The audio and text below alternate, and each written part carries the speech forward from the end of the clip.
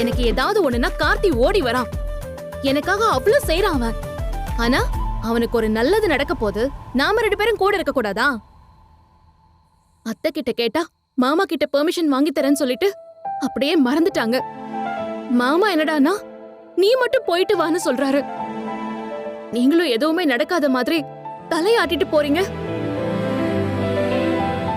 ஏன் தம்பிக்கு பொண்ணு பார்க்க நாம 2 பேரும் போக கூடாதா?